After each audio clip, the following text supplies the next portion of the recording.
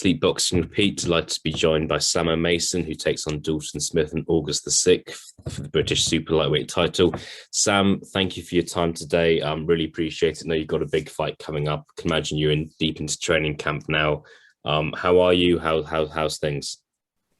Yeah, really good. As good as it can be. Training, feeling good, working hard. Everything, turning all stones that need to be turned, doing everything we can do. Getting ready for a great night. There's going to be a great fight. That's it. Yeah. Getting fully prepared to best what we can, and then fight best we can. And that's all we can do. Good stuff. Good stuff. I know that like both you and Dalton are both from Sheffield. So, is this the sort of fight that you kind of, when you turned pro, you were hoping would happen, like a big fight in Sheffield, British title and on the line? Is this kind of what your aspirations have led to in your career, would you say? Not really. I never looked at it as I want. It kind of just come out of blue, if I'm honest. Obviously, when Kell Brook used to defend his British title at Sheffield Arena and stuff like that. I've even got pictures where I used to carry his belt through when he used to defend his British title. And if I'm honest with you, I never imagined in a million years that I'd be headlining Sheffield Arena and doing what Kell Brook's done. I used to do it, energy and crowd. It's like unbelievable as you're walking through. Obviously, I weren't the one fighting at that time. I was just walking Kell's belt through. But that it's going to be main event. I'm walking through. I'm going to be the one fighting, and I'm walking in that sort of championship footsteps. It's unbelievable. Obviously, I've worked hard since I've been 14 years old. I've just been acting non-stop. I've had knockbacks. I've had things that gone my way. I've had all sorts, but that's just part of the journey. I always work hard. I always put up a good fight. I won English title last time I was out. I defended it against K Prosper. They scored it a draw. I had to defend it in his backyard in London because they won the purse bids and whatnot. But they scored it a draw. But we all know who won that fight. And then Boxing Board said to do it again. We had a rematch. We did it again. And if I'm honest, I underestimated the situation because of how I handled him the first time. The second time, I just thought I just need to up the what I was doing more, and I'll get the victory. And I didn't make the weight right. I just underestimated everything, and through a silly mistake, ended up losing the English. But then from that, it should have been fighting Philip Bowles for the English and Commonwealth, British and Commonwealth title. But obviously, because it didn't go my way, and they give it K Prosper, it was straight back down the ladder. So then COVID hit, and it was one thing and another. So we're back at it now. And then obviously we had the phone call to fight Dalton Smith straight back up the ladder, given another chance for British title. So look at it with both hands. Yeah, good stuff. Good stuff. No, we're really looking forward to this one. I'm going to touch on the K Prosper fight in a bit, if that's okay. Yeah. You mentioned like this fight just came out of the blue. So what was your kind of reaction when you heard about it? I imagine like it didn't need to take you long to kind of accept the fight, but yeah, what was kind of your reaction when you heard that this fight was a possibility? When I first heard about it, obviously first I got told. I didn't get told who it was. I just got told it was a British title. Who had a phone call X, Y, and Z. So it was, but at the time it was all ifs and buts. I mean, it wasn't 100% concrete, and that was just on the phone. And then I went in the gym, and Ryan called me over and just showed me what he had on his phone. Obviously confirmed. And as I read down, I seen Dalton's name. So obviously we've sparred together before. We know what crack is. And there's no bad blood in it. Dalton's a nice lad. I want make all up to try and create something. He's a nice lad. We've sparred. It is what it is. It's just business at the end of the day. It's boxing. So for me, shake hands before we'll fight, then outcome, and I'll shake hands after, and it's just like that.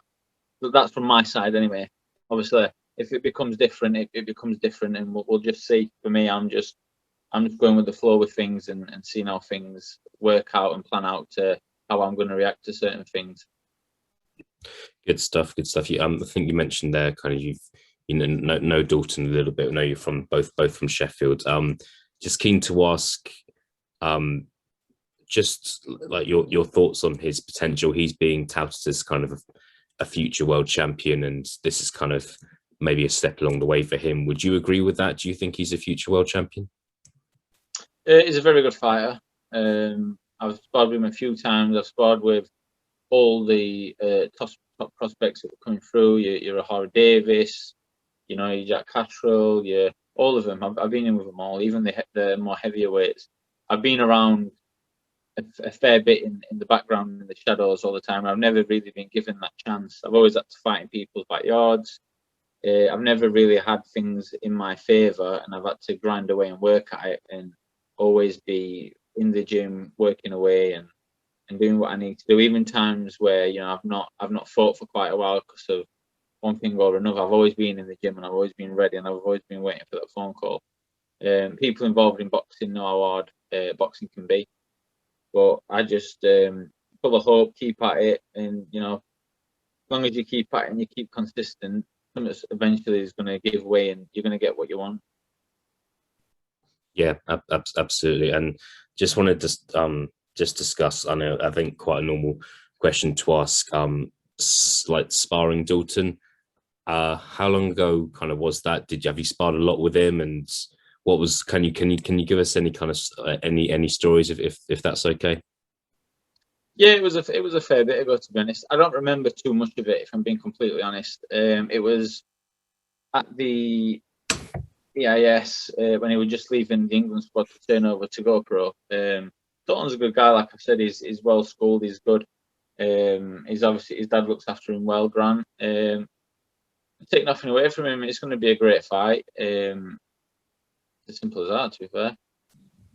Yeah, no, exactly. We're really looking forward to not just a few weeks to go now. I'm interested to talk about the like the fan situation. I know that like you'll have your own fans, Dalton will have his own fans. You'll maybe get kind of neutrals as well. What do you expect the atmosphere like and the atmosphere to be like and the split to be like? Do you think there's going to be a lot of people who are there who are kind of just want to see the fight and are kind of neutral in terms of who they're supporting? What do you think it's going to be like? I think it'll be a bit of a mix. I think it'll be a bit of a mix, yeah. But if I'm honest with you, I'm not really interested in how it's going to be or what it's going to be like. I remember, like I say, I fought in people's backyards in their own towns for belts and just standard fights and whatnot. And I always remember fighting in Spain. Forgot his name.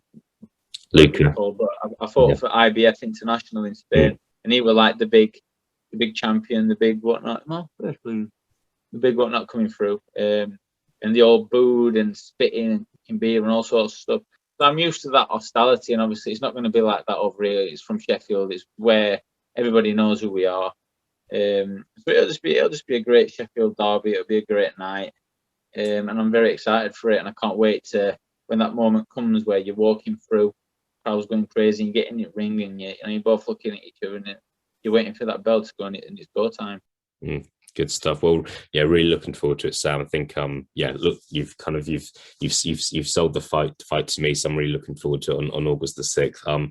Just a couple more questions, if that's okay from me. You mentioned the 2K Prosper fights a bit earlier.